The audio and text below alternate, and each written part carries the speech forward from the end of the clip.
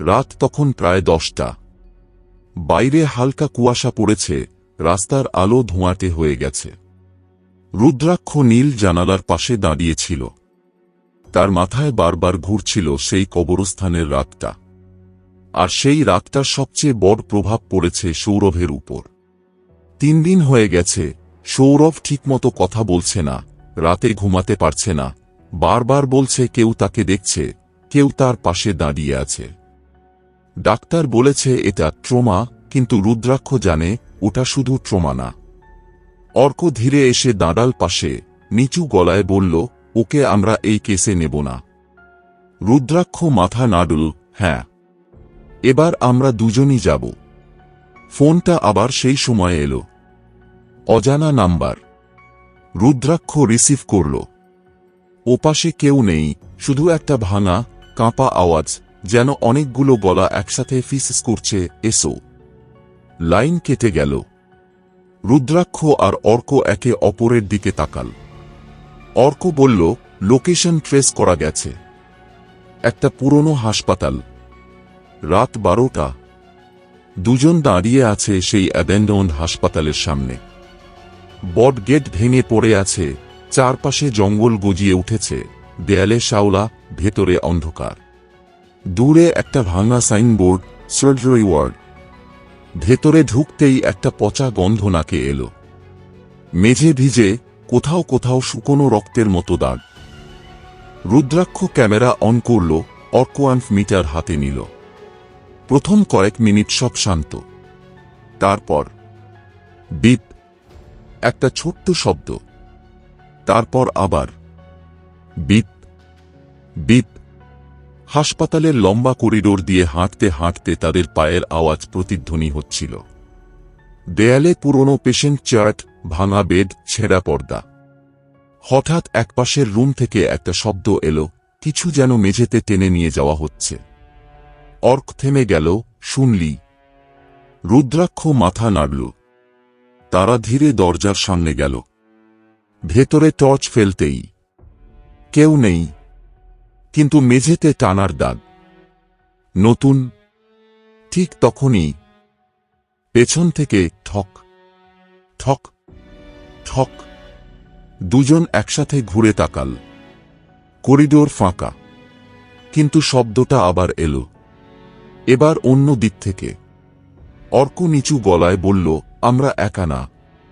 রুদ্রাক্ষ এবার খেয়াল করল, তার মিটার শুধু ব্লিং করছে না, বরং একটানা বাজছে, যেন আশেপাশে একাধিক প্রেজেন্স আছে। তারা এগোতে লাগলো আর রুমের দিকে। প্রতিটা পা ফেলতেই মনে হচ্ছে কেউ তাদের পাশে হাঁটছে। কখনো সামনে একটা ছায়া সরে যাচ্ছে, কখনো পেছনে হালকা নিঃশ্বাসের শব্দ। একবার রুদ্রাক্ষ স্পষ্ট অনুভব করল, কেউ তার কাঁধ ছুঁয়ে গেল। সে ঘুরে তাকাল। কেউ নেই। হঠাৎ পুরো করিডোরের লাইট একসাথে জ্বলে উঠল। তারপর নিভে গেল। তারপর আবার জ্বলল। এইবার করিডোরের শেষে দাঁড়িয়ে আছে একটা অবয়ব। লম্বা, স্থির, চুল ঝুলে আছে, চোখ দেখা যাচ্ছে না। 1 সেকেন্ড, তারপর অদৃশ্য।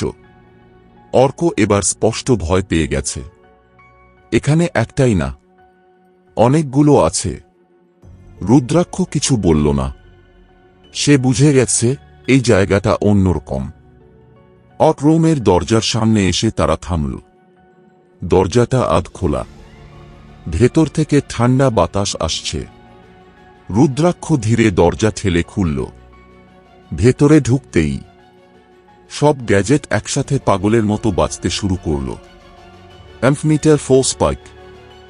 রেকর্ডারে অদ্ভুত শব্দ, যেন অনেকগুলো মানুষ একসাথে ফিসফিস করছে।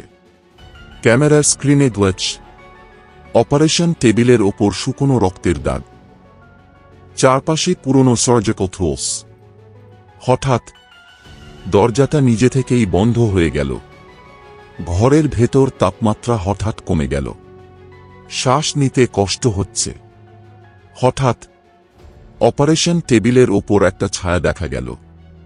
তারপর আরেকটা, তারপর আরেকটা।